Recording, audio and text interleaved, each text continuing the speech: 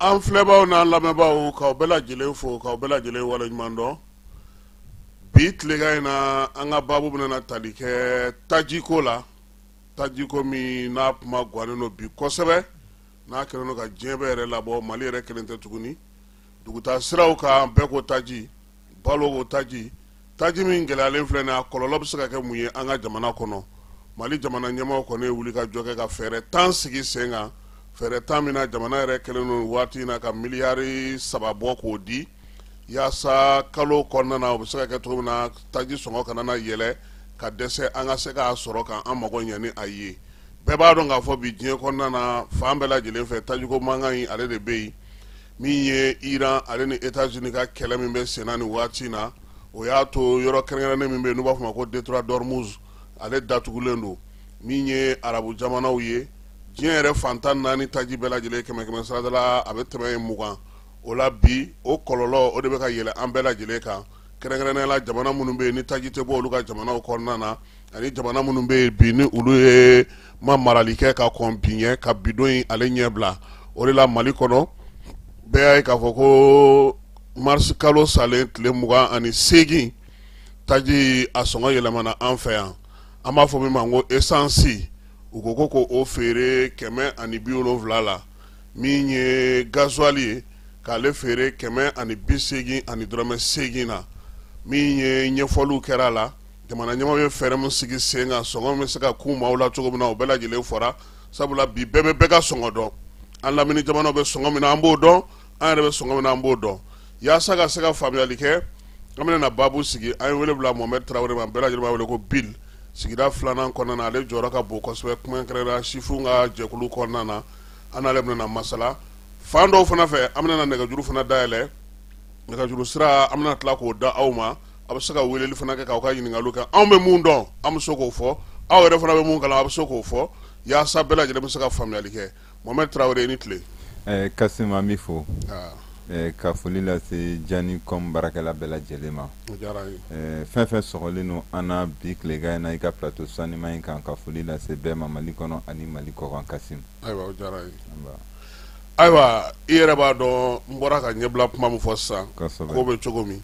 sigida filanan kɔnɔna na taji ko bɛ cogo di nin waati na, parce que an b'a dɔn k'a fɔ yɔrɔ dɔw la station bɛ k'a feere, yɔrɔ dɔw la a tɛ ka ye. Aw ka fanfɛ bolo fɛ a ko bɛ cogo di? Bon, an bɛ yɔrɔ min na bi an ka commune de kɔnɔna la a tɛna fɔ ko station fɛn fɛn bɛ yen k'a bɛɛ bɛ ka feereli kɛ. Tiɲɛ ka di Ala ye a bɛɛ fɛnɛ ma datugu. Donc n'i y'a ta station 10 sigiyɔrɔma 10 na i bɛ taa sɔrɔ 4 ɲɔgɔnnaw olu bɛ ka feere kɛ. An bɛ yɔrɔ min na bi na sabula commune de yɛrɛ a bɛ n'a fɔ ko Bamakɔ suguba dɔ don. Station 10 sigiyɔrɔma 10 4 ɲɔgɔnna olu bɛ ka feere kɛ an bɛ yɔrɔ min na bi na. Ayiwa min bɛ fɔ kuma o kuma o de don, n'i ye fɛn min ye Mali la i k'i labɛn k'i sigi k'a kɔnɔ, a ɲɔgɔnna bɛna na diɲɛ sɔrɔ. Kabini septembre kalo tile 15 ka na se fo nin waati ma Mali bɛ degun kɔnɔna na tajiko la. Bi an y'a ye k'a fɔ Iran ale taali min kɛra ka taa ale kɛlɛ ale Israël ni États-Unis fɛ, o nana to taji tɛmɛyɔrɔ ninnu datugura. E yɛrɛ bolo maa kun kan k'i sigi ni nin waleya in ye wa? Bon, au moment que ni Iran taara attaquer i yɛrɛ y'a fɔ i ka kuma kɔnɔna la Détroit d'Ormuz mun na filɛ nin ye, kɛmɛ sarada o kɛmɛ sarada diɲɛ taji 20 ɲɔgɔnna de bɛ tɛmɛ o sira in fɛ. A dɔnna k'a fɔ ko ni Iran taara attaquer ni wulikajɔw ma kɛ ka se k'a ko bali, ni Détroit d'Ormuz nana datugu, o ye diɲɛ suguba de, donc a bɛ se ka gɛlɛya lase diɲɛ fantan ni 4 bɛɛ lajɛlen ma. an yɛrɛ bɛ an diya yan nɔ Kasimu. Awɔ an m'an diya yan nɔ Detroit Dormus datugulen in na a kɔlɔlɔ ka bon jamanaw kan i tɛ se k'i sigi k'i miiri ni a ye. C'est vrai kɔlɔlɔ an fila kɔlɔlɔ dɔ kɔnɔla la ni mais jamana bɛ jamana la olu ka taji sɔngɔ yɛlɛna à plus de 130%. Surtout ni Kuwaiti jamana ninnu les pays du Golfe arabu jamana ninnu n'i y'u ta ka jateminɛ ka taa se fo Chine ma parce que chinois fana ka taji 100 160 fo ka taa se 70 ma o bɛ tɛmɛ ni sira ninnu ye quoi ka se Europe jamana ninnu caman ma donc anw bɛ yen nɔ c'est vrai a kɔlɔlɔ tan tɛ parce que nous sommes dans un système de mondialisation où les intérêts des États sont liés an b'o de fɔ diɲɛ gulonnen don ɲɔgɔn na a kɛra cogo cogo an b'a kɔlɔlɔ dɔw sɔrɔ a kɔlɔlɔ dɔ de fana ye nin taji la ni essence ta ka jateminɛ 40 fɛngɛ 20 ɲɔgɔnna faral'u kan gasoil la fo ka taa se 40 ani dɔrɔmɛ 3 ni hakili ma bɔ o farala o kan mais yɔrɔ dɔw la a sɔngɔ gɛlɛyara kosɛbɛ et surtout que Mali bɛ système mun kɔnɔ depuis que an ye n bɛ se k'a fɔ an ko ko indépendance démocratie kilo nalen donc au lieu que État yɛrɛ k'i occuper an ye jago kana bila voilà an ye jago kana bila quoi an yɛrɛ ma an ɲɛsin a ma an yɛrɛ ma ɲɛsin a ma an y'a to kɛnyɛrɛyew bolo an y'a to jamana y'a bɛɛ bɛ to kɛnyɛrɛyew bolo le pire dans tout ça là anw yɛrɛ de kɛra anw yɛrɛ de duguna kɛnyɛrɛyew kɔfɛ quoi commerçants kɔfɛ quoi o de y'a to i b'a ye régime fɛn fɛn mana na i tun b'a ye taji ko fanfɛla la commerçant ba dɔ bɛ poyi ka bɔ quoi donc i bɛ taa sɔrɔ État ou bien État yɛrɛ b'olu kɔfɛ au lieu que État yɛrɛ ka ko ta en main a bɛna ɲɛfɛ ale bɛ to olu kɔfɛ ale bɛ to olu kɔfɛ dɛmɛ k'u ye ka dɛmɛ kɛ olu ye sisan nɔ quoi donc o de kɛra anw yɛrɛ ka gɛlɛyaba ye quoi ka daminɛ tajiko la ka na dun ka fa fanfɛla ninnu na parce que État yɛrɛ ma bila ɲɛfɛ État bɛ bɔ ni commerçant ba dɔ ye k'o bila ɲɛfɛ dɔrɔn bɛɛ b'a dɔn donc o bɛ baara mun kɛ État de b'o dɛmɛ État bɛ t'o kɔfɛ bon o kɛra an ka taabolo kɔnɔna la gɛlɛyaba ye ka ɲɛsin an yɛrɛ ma o de y'a to i b'a ye sisan i yɛrɛ b'a ye depuis o daminɛra ko daminɛra pour que ka bɔ o kɔnɔna la an bɛna bin crise de kɔnɔna la et on est obligé k'a fɔ k'i bɛ yɛlɛma kɛ mais i tɛ se ka taa ɲɛfɛ ni yɛlɛma non i tɛ se ka taa ɲɛfɛ il faut que an ka taa ni nin système in de en attendant que État ka se k'i jɔ a jɔyɔrɔ yɛrɛ la voilà n bɛ misali dɔ d'i ma e tun b'a kalama k'a fɔ ko taji mun tun bɛ don an fɛ yen Mali kɔnɔna la l'État n'avait pas la maîtrise quoi jamana tɛ taa san ka na n'a ye non jamana tɛ taa san ka na n'a ye ne ni crise essence ko crise in tun tɛ État tun t'a dɔn ko taji hakɛ min tun bɛ don Mali kɔnɔna la a kun kɛlen don k'u to yen ten non a tun tolen don ten o minnu mana wuli olu bɛ taa ta o bɛ na n'a ye quoi o dun ye gɛlɛyaba de mais tajiko crise in na État nana ka i sen don a la ka ɲini k'a ɲɛdɔn voilà depuis taji bɛ bɔ yɔrɔ min na fo ka don État b'a suivi kɛ o ye fɛn belebele on peut dire que ça c'est un grand a to douane yɛrɛ ka tɔnɔ ka tɔnɔ cayara o exactement parce que a kun tɛ fɛn douane mɔgɔw ye a tun bɛ don ten a tun bɛ don u yɛrɛ ɲuman na u ka langage la ko pani dɔw tun b'a fɔ an b'a mɛn a jurɔ ninnu yɛrɛ da parce que an n'a dɔw mana kuma an b'a faamuya quoi u ka langage ninnu kɔnɔna la l'État n'avait pas la maîtrise quoi du quantité de carburant qui rentre sur le territoire malien et nous dun kɛra dɔrɔn ye gɛlɛyaba de ye quoi donc a facteur ka ca ce qui fait que contrôle ba tali sisan nɔ a bɛ gɛlɛya dɔɔni au fil du temps de façon progressive État bolo bɛ se ka d'a e yɛrɛ bolo bi est ce que jamana ɲɛmaaw fana man ka taabolo falen ka fɛɛrɛw sigi sen kan ka kunnafonidiw kɛ ani ka to ka ɲɛfɔli kɛ mɔgɔw ye ko min bɛ sen na bi yaasa jama fanba bɛ se cogo min na ka taji sɔrɔ nɔgɔya la bon i b'a ye k'a fɔ on peut dire que gouvernement bɛ ka communiquer mun kɛ o ye ne ka faamuyali ye c'est un peu suffisant parce que c'est vrai gouvernement bɛ ka taji sɔngɔ ko mun fixé c'est très important i m'a faamuya parce que jamana fana bɛ ka o nafolo dɔ de subvention dɔ de bila miliyari saba kalo kalo pour que taji kana yɛlɛn ka se hakɛ dɔ ma o bɛ fɔ o la kosɛbɛ maintenant au delà de tout ça là État ne bolo jamana kan ka se ka communiquer quoi parce que ko ni a kɔlɔlɔ nana bin jamana kɔnɔdenw kan jamana bolo mana funu a bɛ da tigi kɔrɔ olu kɔni bɛ jamana ɲɛmɔgɔw de ye olu tɛ duraw ye olu tɛ duraw ye olu bɛ jamana ɲɛmɔgɔw de ye quoi parce que an bɛ an ɲɛsin jamana ɲɛmɔgɔw de ma hali n'a sɔrɔ bɛ ka baara dɔw kɛ dugu ma peut-être an kelen ni aw bɛ se k'olu dɔn mais il faut que minnu mɔgɔw ka labɔ a kalama mɔgɔw ka labɔ a kalama acteurs yɛrɛ ka bɔ k'a fɔ ko nin kɔlɔlɔ de y'a to nin bɛ ka kɛ tan walima an bɛ nin baara la ni gɛlɛya b'a kɔnɔna la o de bɛ ka kɛ sababu ye a fana tɔɔrɔ bɛ se faso est ce que o la yɛrɛ o man ka taji nali a nacogo a feere cogo n'a fɔ est ce que o man ka don olu la sisan ka olu ɲɛfɔ jamanadenw k'a faamu komi e bɔra ka min fɔ i ka kuma daminɛ na. oui tout à fait parce que n'i b'a ye k'a fɔ jamana bɛ ka baaraba dɔw kɛ taji ko la ne bolo ni jamana marabagaw sera k'a ɲɛfɔ jamana kɔnɔdenw ɲɛna a kɛra courant ko ye a kɛra taji ko ye a kɛra balo ko ye a kɛra lakana ko ye a kɛra fɛn o fɛn n'u sera ka bɔ k'a ɲɛfɔ jamana kɔnɔdenw ɲɛna mɔgɔ n'i hakili sigilen don fɛn min a bɛ dɔ bɔ i ka kɔngɔ la quoi parce que ni kɔngɔ b'e la e hakili sigilen tɛ Kasimu o ye gɛlɛyaba ye quoi mais ni i b'a bisigi hakili sigilen don k'a fɔ ko nin de kɛlen don an ka gɛlɛya dɔ sababu ye nka bisigi bɛ yen k'a fɔ ko nɔgɔya bɛ n'a dɔ la hakili sigi bɛ na quoi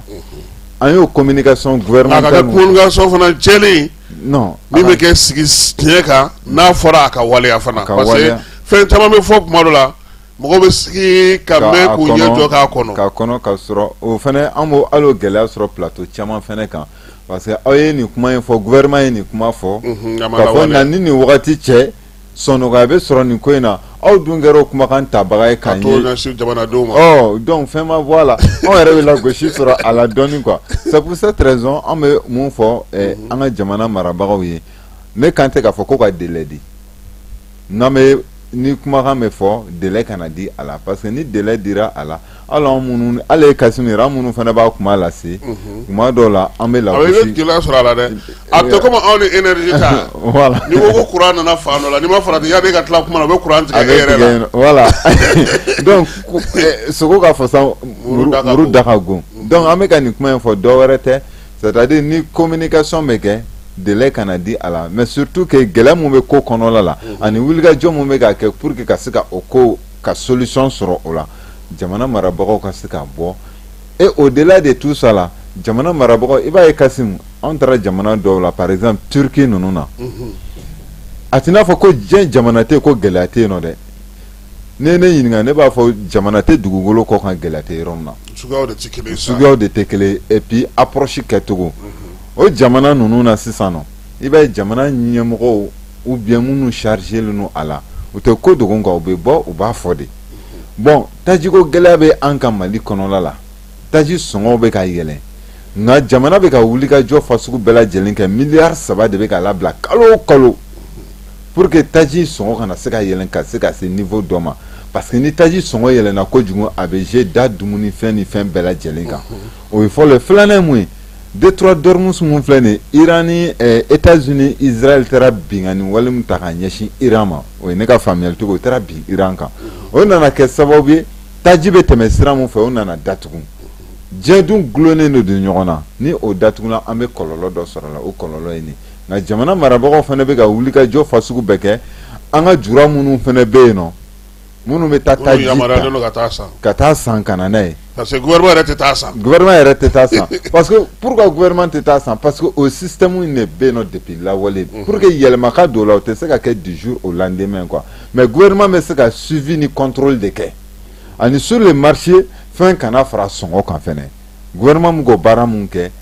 ni ala ni kira sɔnna ma gouvernement yɛrɛ bɛ ni i bolo don a ko yɛrɛ la sisan sa pour que taji bɛ na cogo min na an ka jamana kɔnɔ bɛɛ ka sɔrɔ nɔgɔya la. awa i ye min fɔ o de don sabula min ye gɛlɛya in ye diɲɛ gɛlɛya in a y'a to taji yɛrɛ bɛ taa san yɔrɔ min na an yɛrɛ ka juraw fɛ olu fana ye dɔ fara o ta kan juraw fana bɛ na dɔ fara o ta kan bon a bɛ transporter a bɛ na voilà mais bi est ce que o waleya minnu bɛ sen na nin ye ni kɛn yɛrɛ ye tigilamɔgɔ de bɛ taa nin tajiba ninnu ni fɛn ta ka na ni u ye fɔ an ka jamana kɔnɔ na gouvernement tɛ se ka bɛɛ ka fara an kan min kɛ est ce que a yɛrɛ man ka fana tugu nɔfɛ ka lakɔlɔsili fana kɛ parce que a ka bɔ a sira ɲuman fana kɛ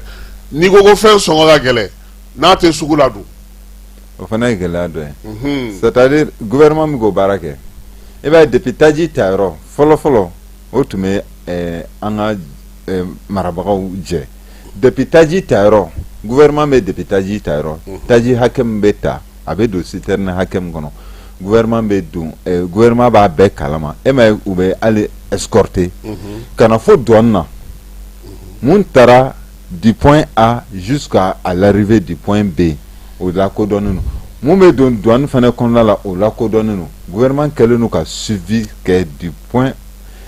point par point o baara kɛlen don an ka gouvernement bibi in na an ka gouvernement bɛ se k'a fɔ i ɲɛna Kasimu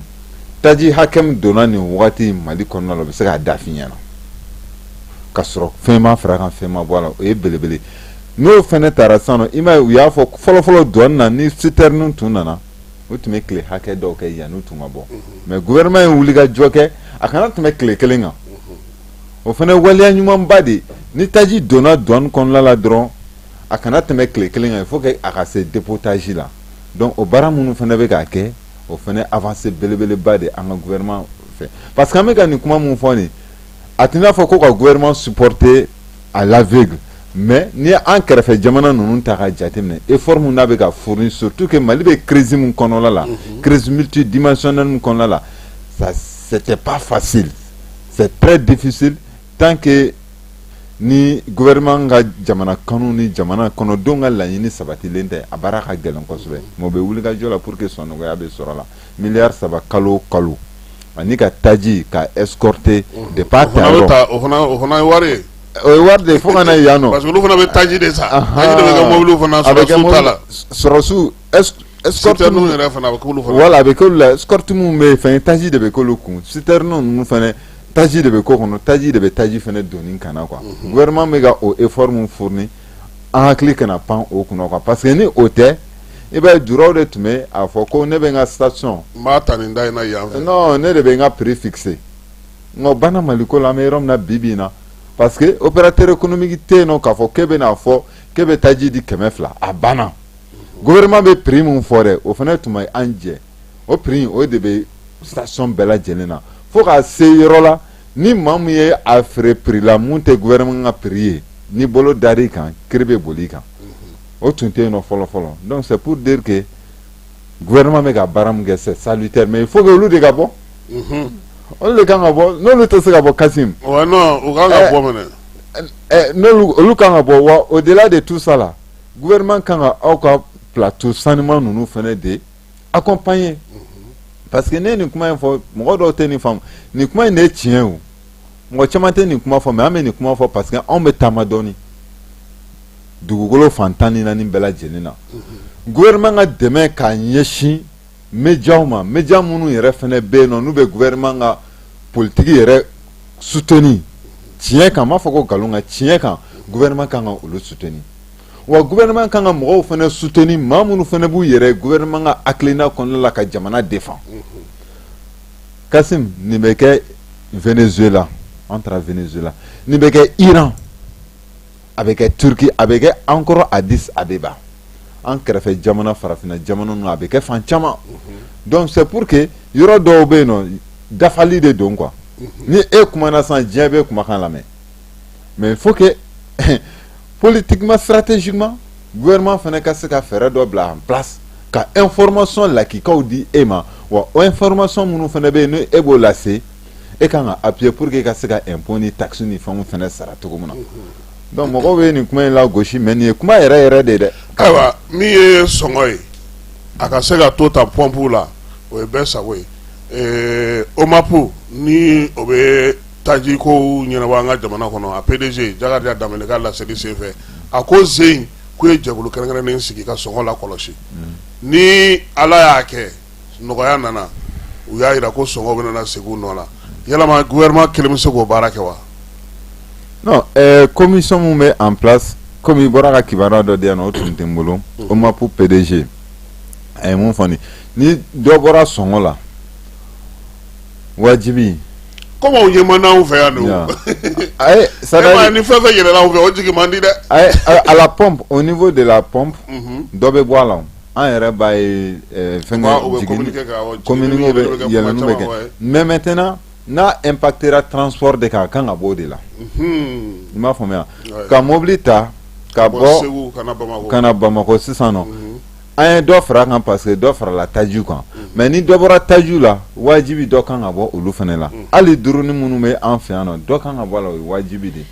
ni o ma kɛ a bɛ yira k'a fɔ ko o baara in ko majɛngɛ de b'o baara in na o yɔrɔ in de la quoi parce que dɔ farala kan fɛn tɛ bɔ a la ani da dumuni fɛn minnu fana bɛ yen nɔ ni dɔ farala kan ka kɛ sababu ye ko dɔ farala taji kan ni dɔ bɔra taji fana la o de la an bɛ an ka gouvernement interpeller bolo mana funu a bɛ da tigi de kɔrɔ commission minnu n'olu bɛ bila en place o commission in ka kan ka se ka baara kɛ ka se a dan na nin yɔrɔ in na an bɛ administration territoriale ministre kura ye an bɛ foli lase a n'a baarakɛɲɔgɔn bɛɛ lajɛlen fana ma parce que olu bɛ baara mun na ani ministère bɛɛ lajɛlen administration territoriale kɔnɔna la ani consommateurs u bɛ ka essayer ka consommateurs fara ɲɔgɔn kan bi mɔgɔ si den kelen kana fɔ ko e de association de consommateurs k'e de bɛ kuma Mali bɛɛ lajɛlen tɔgɔ la jamana marabagaw bɛ k'a fɔ ko k'o ban pewu consommateur bɛɛ kana association min mɔgɔ o mɔgɔ bolo Mali kɔnɔla la dans le cadre de la consommation bɛɛ kana wa aw de bɛ fara ɲɔgɔn kan ka maa dɔ choisir mun bɛ aw yɛrɛ représenter administration min k'o baara kɛ administration min k'o baara kɛ kibaruya kun t'an bolo parce que an tun bɛ mɔgɔ dɔ de poilen ka bɔ ouais consommation tɔw tun bɛ yen minɛ voilà conso ligue tun bɛ yen min ye Ascoman tun bɛ yen ani non k'o banna la o jɔra fɔlɔ non o jɔra wele bilalen de don sisan nɔ toutes les associations mɔgɔ mɔgɔ b'i yɛrɛ sɔrɔ fɛn kɔnɔna na i ka bɛɛ kana o wagatiw tun dilen don wagatiw dilen don bɛɛ kana aw ni ministre yɛrɛ ka sigi ka kuma aw yɛrɛ ka choisir aw yɛrɛ cɛla ko nin de y'an ka ɲɛmaa ye nin de bɛ kɛ an ka ɲɛmaa ye olu da t'a la ça veut dire que ka segin kɛ tɔnw kɔrɔ ninnu ka bɔ yen kura ka sigi sen yen min bɛ kɛ jama bɛɛ lajɛlen ka jɛ ka parce que maliyɛnw yɛrɛ y'o laɲini parce que e m'a ye téléphone ko la ko association fɛngɛ tɔgɔ fɔ man ɲi ko consommateur dɔ nana fɔ k'u jɛra n'a ye tɔw y'u yɛrɛ ɲininka k'o kɛ kɛra cogo di donc ça veut dire que an ka jamana marabagaw vraiment u bɛ jamana kɔnɔdenw lamɛn à ce niveau an hakili la ni o baara in kɛra sɔnɔgɔya bɛ sɔrɔ la ayiwa an kan k'an sigi ni kɔlɔlɔw ye bi kɔlɔlɔ fɔlɔ ye mun ye o ye i bɔra ka fɔ sisan sotaramaw bolimafɛnw an yɛrɛ y'a ye k'a fɔ compagnie caman ye messages caman k'u ka sɔngɔw yɛlɛla nin wagati in na Bamakɔ yɛrɛ kɔnɔna na taxi distances ka bɔ kun dɔ la ka se kun dɔ la o bɛɛ lajɛlen sɔngɔ yɛlɛla da dumuni fɛn a bɛna yɛlɛ nin bɛɛ kan hakili ni baara jumɛn kan ka kɛ gouvernement kɛ o fanfɛla fana na o ye suivi de c'est comme si gouvernement ye prix mun fixé ko dɔ kana fara taji sɔngɔ kan station na au niveau de la consommation des denrées de première nécessité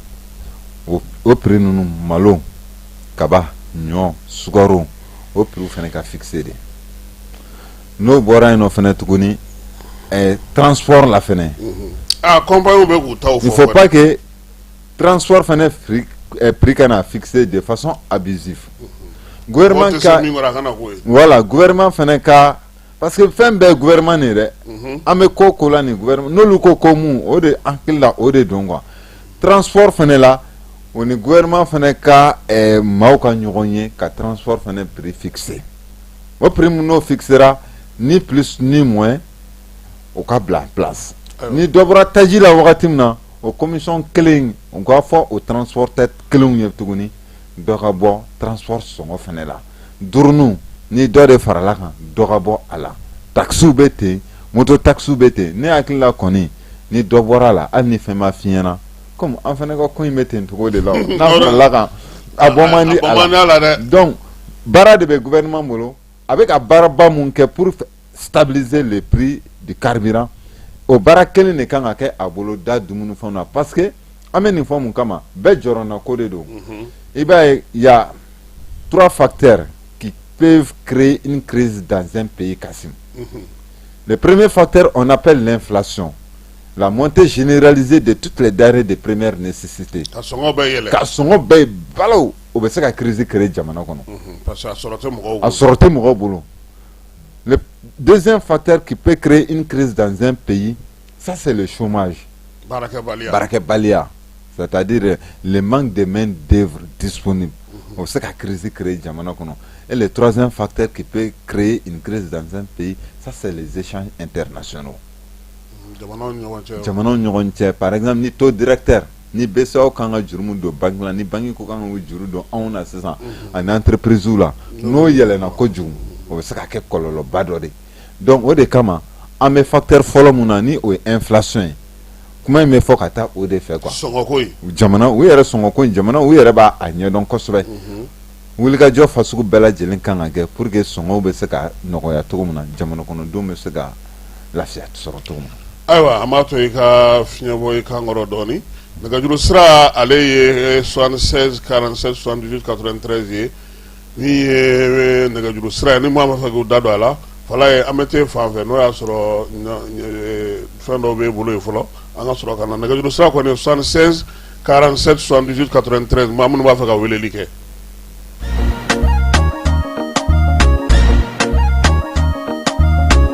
aw bisimila u tɛ lafiya la n'i ko u tɛ lafiya wulikajɔw bolodalen don walasa aw bɛ se ka lafiya sɔrɔ cogo min na ani hakilisigi aw ka séjour la anw fɛ Mopti yan kɛrɛnkɛrɛnnenya Mopti Sevare ka kɛ ni kurantigɛtigɛ ye min ye hôtel Lafiya Sevare ale ye wulikajɔw boloda ka se ka min ye awa fɛɛrɛ kɛrɛnkɛrɛnnen dɔw ta walasa aw bɛ se ka lafiya sɔrɔ cogo min na aw ka séjour la hôtel kɔnɔna na n'o ye ka panneau solaire installé min ye kurantigɛtigɛ o degun aw kana o ye séjour la l'hôtel yɛrɛ kɔnɔna na réservation ka kɛ kabi sisan min b'a to aw bɛ se k'aw ka séjour kɛ k'a sɔrɔ tɔɔrɔ tɛ aw kan degun tɛ aw kan hôtel Lafiya hôtel Lafiya ale filɛ nin Sevare Bangetaba yanni ka se aéroport sirafara ma station laban i kiniboloya fan fɛ i bi jigin o carré fɛ mètre 200 bɔɲɔngo hôtel Lafiya ale cokolen bɛ i kiniboloya fan fɛ i bɛ se ka weleli kɛ nɛgɛjuru siraw fɛ 21 42 14 11 76 01 01 98 66 78 72 04 hôtel Lafiya référence do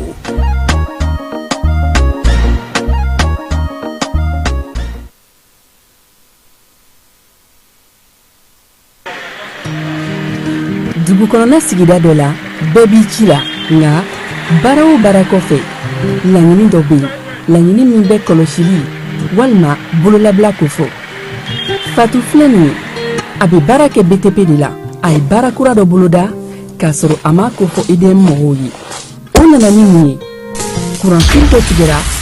sigida kelen bɛɛ bilala dibi la Fatu ta ye bololatigɛ dan ye wa a damaja mɔgɔ si la nin ye Mamadu ye taxi bolila don k'a to mobili bolila a ye kuran poto dɔ gosi k'a kari a ma boli wa a ye EDMSA ka centre d'appel wele a ka nin kɛwale ɲuman in b'a to ka sara wɛrɛ tɛna bɔ a la Mamadu ye fasoden ɲuman ye wa a jan bɛ bɛɛ ka lakana la nka bɛɛ tɛ nin hakilina ɲuman in sɔrɔ Isa filɛ nin ye a bi ka kɛ komi a bi baara dɔ la k'a sɔrɔ a bɛ ka kofere électrique fil de bɔ ka t'u feere kuranko la fɛn bɛɛ jate kan ka minɛ an kana kɛ Fatu ni Isa ɲɔgɔn ye an ka kɛ i komi Mamadu n'aw bɛ fɛ ka dingɛsen baaraw kɛ aw bɛ EDMSA ka servisiw wele walasa aw kana tiɲɛni don dugu jukɔrɔ filiw la fasodenw aw kana ɲinɛ ka dantɛmɛ walew ko fɔ kuranko ta fan na aw bɛ weleli kɛ 36 077 la walima agence EDMSA mun ka surun aw la ayiwa an bɛ segin ka na yan min ye DNCC ale ɲɛmaaba Gédéon Danbele ko nin waati laban in na u y'a lakɔlɔsi k'a fɔ sɔngɔw olu yɛlɛla min ye diɲɛ yɛrɛ kɔnɔna na taji sɔngɔ u yɛlɛla ka sababuya kɛ kɛlɛ min bɛ Moyen-Orient ale kɔnɔna na yaasa ka se ka dɔ bɔ mɔgɔw ka degun na sa min ye sɔngɔko ye tajiko ta na sira fɛ gouvernement ale ye sɔngɔw sigi sɔngɔw la sɔngɔ minnu na ni gouvernement yɛrɛ jɛra a yɛrɛ ka hakɛ caman kɔ douane ko ta na sira fɛ o waleya mun kɛra gouvernement fɛ sa o kɛ kun ye sa ka se ka sɔngɔ nɔgɔya jamanadenw bɛ se ka taji ale sɔrɔ cogo min na an ka jamana kɔnɔ min ye DNCC ɲɛmaa ye Gédéon Danbele a ko k'o bɛɛ la k'u bɛ k'a lakɔlɔsi k'a fɔ ko min ye jura dɔw ye n'o ye taji feerelaw ye olu bɛ ka taa sɔngɔ wɛrɛw sigi sɔngɔ minnu ni bɛn ma kɛ o kan DNCC directeur ko sa ko u bɛ min da maaw tulo kan maa o maa n'i minɛna o ko la i k'a bila i kunna k'a fɔ ko sariya a b'a ka baara kɛ k'a b'a ɲini juraw bɛɛ lajɛlen fɛ taji feerelaw bɛɛ lajɛlen fɛ u k'u hakili to sariya minnu bɛ sen na ani bɛnkan min bɛ yen u bɛ kumaɲɔgɔnya minnu kɛ ɲɔgɔn fɛ yaasa ka se ka baara sigi sen kelen kan u k'u hakili to olu bɛɛ lajɛlen na n'o tɛ ko wolomasiri tabaw olu kɔni bɛna wuli ka jɔ kɛ sa yaasa nin ko in n'a ɲɔgɔnna minnu bɛ sen na nin ye ka se ka dan sigi u la sariya ale ta nasira fɛ sɔngɔ minnu sigira sen kan ko bɛɛ lajɛlen ka to o kɔfɛ bɛɛ lajɛlen ka o bonya min ye directeur DGCC ye k'a bɛ faamuyali ko ɲini kɛ bɛɛ lajɛlen fɛ sɛbɛn in na min fasirila kununko n'o ye mars kalo tile 31 DGCC directeur général an b'a yira maaw la sa minnu b'a fɛ k'u da don baabu la Mohamed nin ye waleya ye waleya min n'an b'a kuma na sisan DGCC directeur ale ko u ka lakɔlɔsili kɛ u ka kɔlɔsili bolila kan k'a fɔ ko dɔw bɛ ka fɛn feere sɔngɔ la sɔngɔ min ni bɛn ma kɛ sɔngɔ min kan o y'a daminɛ ye sa kɛ bon i b'a ye k'a fɔ ko toute situation de crise a bɛ dɔw profiter quoi ka di dɔw la ka di dɔw la an bɛ ka kule nka dɔw fana bɛ yen nɔ olu b'a fɔ ko alhamdulilayi donc o de kama jamana marabagaw u ye prix min fixé essence ko la 875 gasoil ko la n'o ye 940 ye o prix ninnu n'u ma nin wuli ka jɔ kɛ an bɛ taa an yɛrɛ sɔrɔ Kasim station ninnu na a dɔw la station u bɛ sɔn ka taa essence feere an ma 200. Au-delà de tout ça là il faut que u ka hali point d'essence ninnu ani minnu bɛ taji ta sisan nɔ ka taa feere carré kɔnɔ parce que ni kana an na segin crise tɛmɛnen na kɔsan in na quoi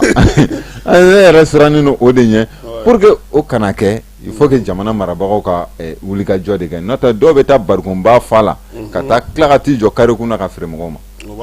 ya donc baara in de kan ka kɛ suivi de kan ka kɛ à tous les niveaux pour que an bɛ crise min kɔnɔna la yan'a bankunba cɛ ayiwa an y'a ye k'a fɔ min ye lakɔlɔsili ye jamana ɲɛmaaw bɛ fɛɛrɛ caman sigi sen kan an ka jamana kɔnɔ mais an yɛrɛ ka jamanadenw yɛrɛ jɔyɔrɔ ko yɛrɛ bɔra ka consommateurs ta fɔ sa tiɲɛ don mais nin n'a ɲɔgɔnna suguyaw la jamanaden fana jɔyɔrɔ kan ka kɛ mun ye e yɛrɛ bolo o de ye ka autorité informer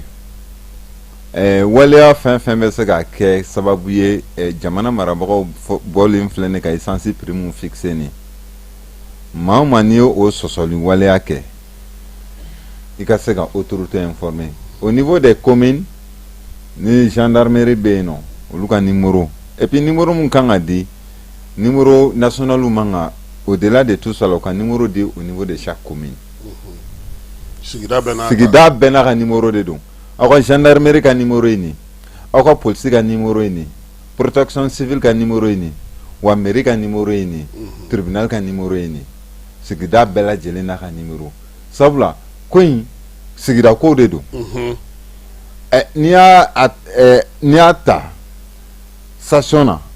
ka n'i jɔ i bɛ taa quartier dɔ de bɛ yen commune dɔ de bɛ yen i bɛ taa feere nɔ i b'o de kɔnɔna la donc o commune den dɔ mana i ye sisan nɔ u ka autorité informer i ka sigida autorité u ka se ka informer parce que n'i ko ko ka numéro national ninnu wele a munumunu bɛ caya dɛ a ko ka ca n'a ma farati a bɛ taa sɔrɔ jaralakaw tilara baara la dɛ a caman bɛ ten togo de la quoi donc n'aw sera ka aw yɛrɛ ka polisiw ka numéro bɛ commissariat minnu b'aw ka kin kɔnɔna la olu ka numéro dilen don aw ma gendarmerie ta dilen don hakili la o répression ka nɔgɔn ka tɛmɛ numéro national kan a filanan ye jumɛn il faut que jamana kɔnɔdenw ka dɔn k'a fɔ ko ne b'a f'i ka kuma la wagati bɛɛ lajɛlen na an bɛ diɲɛ laban mun na Kasim nɔgɔya tɛ yen nɔ bilen dɛ a ka gɛlɛn dɛ a ko ka diɲɛ ka nɔgɔya i b'a fɔ an tɛmɛna wagati tɛmɛnen ninnu na yɔrɔ san 35 depuis mouvement démocratique nana an bolo k'a fɔ ko diɲɛ tun bɛna kɛ fila dɔrɔmɛ de a nana gɛlɛya an bolo k'a kɛ ko fasugu dɔ ye wa an ka bila an kun na k'an hakili bɛ nɔgɔya fasugu mun na k'an tɛ se ka sɔrɔ ten cogo la a bɛ gɛlɛya kosɛbɛ parce que il faut que an ka fɔlɔ-fɔlɔ ka jamana de kanu quoi n'anw ye jamana kanu dɛ waleya minnu bɛ kɛ jamana kɔnɔna la a dɔ la a bɛ kun anw na quoi mais n'anw ko an bɛ lafiya de nɔfɛ sisan a ka ca Ala fɛ a tɛ kɛ an bɛ mun laɲini ye quoi Kasim jamana kɔnɔdenw ka sɔn ka dɔn k'a fɔ ko diɲɛ bɛɛ bɛ bisibasa de kɔnɔ Mali dɔrɔn tɛ dɛ diɲɛ bɛɛ de bɛ bisibasa kɔnɔna la o bisibasa kɔnɔna la e ka jɔyɔrɔ bɛ se ka kɛ jumɛn ye i ka kɛta n'i ka fɔta de kan ka kɛ sababu ye maa minnu tulo bɛ e la e jɛɲɔgɔn minnu bɛ yen nɔ olu fana bɛ se ka hakilina min sɔrɔ cogo min na ka kɛ jamana fɛ ayiwa dɔw kɔni ma nɛgɛjuru sira sɔrɔ fɔlɔ nka bɔlɔlɔ sira la dɔ ye ɲininkali kɛ ko gouvernement ye nin baara min kɛ n'o ye miliyari 3 ye kalo o kalo ko ni gɛlɛya in tora ɲɔgɔn ko yalama ko gouvernement nana se ka o ni saraw bɛɛ kɛ ɲɔgɔn fɛ wa k'i hakilina fɔ quoi ne ka hakilina la kalo kalo miliyari 3 ye crise kɔnɔna la parce que on suppose que crise in tɛna kɛ de façon éternelle a tɛna to yen kudayi de la hali minnu yɛrɛ kɛra sababu ye ka crise in créer u b'u yɛrɛ ɲini na parce que u b'a dɔn k'a fɔ olu tun t'a dɔn k'a tun bɛna taa wolo nin na quoi olu yɛrɛ b'u yɛrɛ ɲini an b'a bisigi sɔn nɔgɔya a bɛ sɔrɔ la nka yan'o cɛ Kassim an kɔni b'a ɲini gouvernement fɛ hali ni miliyari 5 de don kalo o kalo olu kan ka se k'o bɔ ka se ka sɔn nɔgɔya sɔrɔ la parce que ni gouvernement dɛsɛra an tɛ ala deli a la quoi ayiwa a bɛ gɛlɛya dɔ wɛrɛ ka ɲininkali ye min ye ko bi ko yalima ko gouvernement man ka kuma mɔgɔ minnu fɛ mɔgɔ minnu fana b'a lafasa wa k'u bɛ fɛn minnu fɔ kuma la k'olu tɛ tiɲɛ ye k'a ni tiɲɛw ka jan ɲɔgɔn na ko yalama bi a man ka kuma olu fana fɛ o fana k'a dɔn k'a fɔ ko jamanadenw bɛ gɛlɛya min kɔnɔna na nin t'u ka wagati ye olu n'o y'a sɔrɔ nɔgɔya b'u fan fɛ k'u ɲagari bɔ mɔgɔ tɔw la wa o kuma ye tiɲɛ ye moi je rejoins mɔgɔ min bɔra k'o kuma in fɔ quoi parce que mun kama an bɛ yɔrɔ min na bi kuma la jugu fitinin tɛ yen nɔ quoi parce que maliyɛn bɛɛ lajɛlen dalen don autorité de transition la maliyɛn bɛɛ bɛ ka autorité de transition soutenir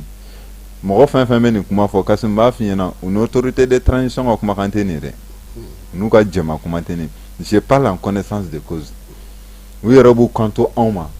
aw ka kɛta n'aw ka fɔta kan ka kɛ misali de ye pour que an bɛ wuli ka jɔ mun na jamana kɔnɔdenw bɛ se k'u yɛrɛ ye an na toujours maa sirannen tɛ ka tɛmɛ fangatigi kan Kassim ne y'a bila i kun na ko fangatigi de kɛlen don ko ka dɔ de bila fɛn kuma dɔ fɔli la mun bɛ na ni fitinɛ mɔgɔ si mago t'o la bi a ko ten ko parce que ko fɛn o fɛn mana kɛ ko dɔw b'a kɛ i n'a fɔ ko min ɲagarilabɔ don ko gouvernement ko k'o fara jɔ ko cɛ ye fanga dɛmɛni ye nka k'u fana kan ka dɔn k'a fɔ ko maliyɛnw de bɛ na u fana bɛ ka kow jateminɛ exactement minnu b'a fɔ nin an bɛ kuma ta ka ɲɛsin olu de ma quoi u ka sabali parce que olu ka fɔcogo dɔw bɛ yen nɔ hali ni mɔgɔ dɔw bɛ yen nɔ i n'u tɛ kɛ hakilina kelen na mɛ o t'a yira k'aw ye ɲɔgɔn jugu ye quoi e ka kuma fɔta cogo dɔw bɛ yen nɔ ne ma na ni bɛn ni kelenya kumakan i ka fɔta kɔnɔ a bɛ kɛ sababu ye minnu bɛ yen nɔ n'u t'u yɛrɛ ye c'est vrai hali transition na a b'u renforcer u ka position na mais e ka kuma fɔcogo la n'a ɲɛna a ma se yɛrɛ lakali la o bɛ se k'a fɔ ko nin ye tiɲɛ ye an ka fara ɲɔgɔn kan mais dɔw fana bɛ yen nɔ transition défendbaga dɔw fana bɛ yen nɔ olu bɛ taa de don dɛ ne t'olu kɛ transition défendbaga ye dɛ parce que ni e bɛ position dɔ kɔnɔna la a dɔ la yɛrɛ makuni kan e la ni kuma yɛrɛ ye quoi ni dun bɛ kuma k'a kɛ sababu ye jamana kɔnɔdenw b'u yɛrɛ ye la cogo min na pour que ka se ka jamana soutenir cogo min na ne bɛ o tigi rejoindre o yɔrɔ in na an ka sabali an ka kɛta n'an ka fɔta ka kɛ sababu ye an bɛ fara ɲɔgɔn na an b'o sɔrɔ cogo min na ayiwa nin kɔni tigi bɛ fɔ Koro a ko ala an ka k'ala an ka émission lajɛli yɛrɛ ka gɛlɛ olu ma ko gouvernement est ce que kala a hakili bɛ maliyɛn bɛɛ la ko parce que ko kuma caman ko bamakɔkaw de b'a fɔ k'u ye taji sɔrɔ ko kuma ko olu tɔw dun non c'est vrai an bɛ dugawu don kɛ ala ka na ni nɔgɔya ye an balima minnu bɛ Bankas ni Koro an ka jamana fantan naani bɛɛ lajɛlen fɛ ni gɛlɛya b'u kan kojugu ala ka na ni sɔn nɔgɔya ye jamana tɛ se ka kɛ jamana marabagaw tɛ se ka kɛ k'u tɛ jamana fan bɛɛ fɛ quoi Kassim ma ye ni taji nana wagati dɔ la a bɛ fɔ ko nin taji hakɛ taara nin région na a bɛ fɔ ko nin taji hakɛ taara nin région fɛnɛ la o b'a yira k'a fɔ ko jamana marabagaw hakili bɛ jamana kɔnɔden bɛɛ lajɛlen na minnu bɛ Bamakɔ ani minnu bɛ Koro mɔgɔ si tɛ mɔgɔ si ni maliyɛnya cɛ sigiyɔrɔ ko de don pour le moment ni anw bɛ Bamakɔ yan nɔ mun b'a yira an na don n'a nata k'anw tɛ kɛ Koro sigibaga ye rien ne nous prouve ça donc c'est pour dire que jamana mara ne hakili la a ma nɔgɔn nka jamana marabagaw minnu bɛ anw kunna maliyɛnw de don Kassim Assimi ye maliyɛn de Ablaye Mayiga ye maliyɛn de Modibo Kone ye maliyɛn de Kassim Sadio Kamara ye maliyɛn de Wage ye maliyɛn de Kassim k'a fara jɔn wɛrɛ kan tuguni ninnu bɛɛ ye maliyɛn de Kassim a kɛra cogo o cogo ninnu bɛ Mali dɔn Kassim donc an k'a bila an kunna minnu bɛ an kunna nin dɛ maliyɛnw de don nka maliyɛnw ka aspiration n bɛ fɛ k'a fɔ maliyɛnw ka aspiration tali en compte o y'olu ka préoccupation belebeleba dɔ ye quoi an kana bila an kunna ko non non ko yɔrɔ dɔ bɛ yen nɔ k'u b'o fɛ ka tɛmɛ yɔrɔ dɔ kan u bɛ yɔrɔ bɛɛ fɛ. ayiwa ni kɔni ta ye kuran ko kuma ye ko olu fɛ ko i y'a mɛn i bɛ kuran sɔrɔ ko ale ni taji de bɛ taa ɲɔgɔn fɛ ko gasoil bɛ mɛn k'a sɔrɔ a ma se olu fɛ k'olu bɛ dibi la ko yalama fɛɛrɛ wɛrɛ tɛ se ka sɔrɔ olu ka kuran ko la wa. non fɛɛrɛ bɛ ne b'a bisigi fɛɛrɛ bɛ sɔrɔ Kasim kuranko gɛlɛya a bɛ diɲɛ fantan ni naani bɛɛ lajɛlen fɛ an balimaw ka ɲɛɲinini kɛ yɔrɔ wɛrɛ la komi u b'a fɔ an kana gɛlɛyaw sanga ɲɔgɔn ma mais an bɛ yɔrɔ min na bi il faut pas que an fana k'an ɲinɛ k'a fɔ ko le Mali se trouve toujours dans une situation exceptionnelle an bɛ crise de kɔnɔla la quoi kuranko gɛlɛyaw bɛ yen nɔ kɛlɛ nana bin an kan tajiko gɛlɛya ninnu fana bɛ yen nɔ n dɛnna ka f'i ka plateau kan ka tɛmɛ n ko taji bɛ bɔ yɔrɔ dɔ de la ka don Mali kɔnɔ nka citerne tɛ gosi yen jamanaw kan dɛ nka n'a donna Mali kɔnɔ u b'a essayer k'a fɔ ko bɛ citerne gosi bɛɛ b'a jira k'a fɔ ko janfa don ka ɲɛsin an ma quoi an bɛ yɔrɔ min na bi tiɲɛ don kuranko gɛlɛya bɛ yen maliyɛn bɛɛ bɛ k'a fɔ wa an ka jamana marabagaw b'a kalama fɛnɛ nin yɔrɔ fɛnɛ la an fɛnɛ bɛ laɲini kɛ an ka jamana marabagaw fɛnɛ fɛ kuranko gɛlɛya min n'a bɛ senna nin wagati min na ni dɔ faralen don a gɛlɛya kan mun de bɛ ka k'a sababu ye n'u fɛnɛ bɔra k'o fɔ maliyɛnw a dɔ la hakili la dɔ bɛ bɔ misi la quoi. ayiwa dɔwɛrɛ kɔni ta filɛ nin ale ta a bɛna fɔ ale ta ye telefɔni ko ye olu ka dugu fana na kɛrɛnkɛrɛnnenya la ɲafunge mara la ko kuran ni taji k'a bɛɛ dulonnen don ani telefɔni bɛɛ dulonnen don ɲɔgɔn na olu fan fɛ ko fo que hakili ka to o la olu ka sigi bateri dɔ kan n'o tɛ ko taji tali k'olu ɲɛ b'a la ko siniɲɛsigi t'a la u bolo u ka mara bolo. o ye Mali fan bɛɛ taji yɛrɛ donni ka na n'a ye jamana kɔnɔna la diɲɛ jamanaw bɛ yen nɔ olu mako t'o la bilen quoi an kan ka bɔ o kɔnɔ wa o baara de bɛ sen na Mali yɛrɛ kɔnɔna la fan bɛɛ fɛ nka kɛrɛnkɛrɛnnenya la a ye cri de cœur mun fana fɔ nin a kan ka ta en compte k'a dɔn k'a fɔ ko taji courant ale ni téléphone n'o bɛɛ gulonna i m'a ye Bamako yan nɔ ni courant tigɛra yɔrɔ dɔ la robinet fana bɛ ban. a bɛ taa o de ka ca an ka togodaw la. o de voilà donc o gɛlɛya in fana bɛ yen nɔ hali an an yɛrɛ fɛ yan nɔ courant mana tigɛ dɔrɔn robinet bɛ taa donc il faut que wulikajɔ de ka kɛ Kasim an bɛ ɲɛsin an ka transition ma baara b'u bolo dɛ. nka baara b'u bolo. baara b'u bolo il faut que o de ka fɛsɛfɛsɛ ka bɔ ɲɔgɔn na hali Bamako yan nɔ en pleine ville ni courant tigɛra dɔrɔn robinet bɛ jɔ. donc hali o don chômage mɔgɔw bɔra u y'o de fɔ k'u ka fɛn dɔ bɛ Falajɛ yan voilà n'o jɔra dɔrɔn o de y'a to yenfɛmɔgɔw tɛ fɛn sɔrɔ minnu bɛ tabakɔrɔ ni fɛn dɔ tɛ fɛn sɔrɔ ɲininkali kelen an b'o ta parce que o ye international ye nin tigi bɛ fo Kuala Lumpur o fana yɔrɔ jumɛn ɔhɔ ale kɔni ka ɲininkali bɛ tali kɛ AES la ko yalama ko AES yɛrɛ bɛ ka hakili jagabɔ kɛ nin ko in na wa kɛrɛnkɛrɛnnenya la taji ko kuran ko fɛɛrɛ jumɛn bɛ na kɛ AES yɛrɛ fɛ ko déjà ko AES jamana 3 don mais kelen bɛ yen taji bɛ ka bɔ o kɔnɔna na bi bi in na ko yalama bolodi ɲɔgɔnma kɔnɔna na Niger nana ni taji min ye o kɔfɛ ko est ce que AES yɛrɛ ɲɛmɔgɔ bɛ ka hakili jagabɔ kɛ don nata la u ka taji ko n'u ka kuran ko n'u ka fɛnw bɛɛ la ko parce que n'i ko k'i ye yɛrɛma hɔrɔnya ye fɛn dɔw bɛ yen k'i ka se ka olu minɛ k'a k'i yɛrɛ ta ye. d'accord o kuma o ye tiɲɛ n bɛ mun fɔ an balimakɛ ɲɛna an b'a fɔ a ye ɲininkali min kɛ c'est très important. k'a bɛ ko Kuala Lumpur dɛ. Niger ka don ne t'a dɔn. donc cela veut dire que a bɛ Instagram de kan quoi. donc an bɛna mun fɔ AES ko Kasim nɔgɔ t'a la jɛlen don quoi AES farala ɲɔgɔn kan ni sécurité mais au delà même de la sécurité AES faralen don ɲɔgɔn kan a bɔra ka mun fɔ nin union douanière union politique les marchés communs la zone est libre d'échange union monétaire a bɛɛ lajɛlen bɛ AES kɔnɔna la tajiko kuma mun filɛ nin senna nin AES bɛ ka hakili jagabɔ i y'a ye k'a fɔ AES ministres défense fanfɛla fɛ u bɛ ɲɔgɔn ye diplomatie fanfɛla fɛ u bɛ ɲɔgɔn ye wa tajiko fanfɛla fɛ AES ministres fana bɛ hakili jagabɔ la c'est-à-dire Mali ni Burkina ni Niger au-delà même de ces 3 pays hakili jagabɔ ka kɛ hali d'un côté o mun bɛ ka raffinerie baw kɛ an bɛ wagati min na n'a bɛ ka bolo di ɲɔgɔn ma kɛ ani Sud-Afrique ni ɲɔgɔn cɛla la tajiw bɛ se ka bɔ yen nɔ cogo di ka se ka don AES kɔnɔ sɔnɔgɔya la AES b'a baara kan kosɛbɛ n bɛ se ka kunnafoni minnu ne y'a sɔrɔ tajiko fanfɛla la lakanako fanfɛla la sanni feere fanfɛla la dala dumunifɛn fanfɛla la AES kɛlen don k'olu kɛ priorité kosɛbɛ. C'est comme si taji mun ni bɛna sɔrɔ Niger sɔngɔ kelen mun na i b'a sɔrɔ Burkina i b'a sɔrɔ Mali la o sɔngɔ kelen na. Hali éducation fanfɛla la c'est de l'avenir l'AES. Ayiwa an ka baabu waati min dira ma o dafara ni kuma kuncɛ kuma min b'i fɛ. Kasim, o de ye ka bɛɛ fo ka bɛɛ lajɛlen wale ɲuman dɔn. Ne b'a fɔ n ka kumaw la kuma caman plateau kan n ko il faut que jamana kɔnɔdenw k'a dɔn k'a fɔ Kasim ko jamana ka ɲɛnamaya ka bon ka tɛmɛ an yɛrɛbakun ka ɲɛnamaya kan quoi. Parce que an ka ɲɛnamaya ye san 50 san 60 san 80 a cayalenba ye san 100.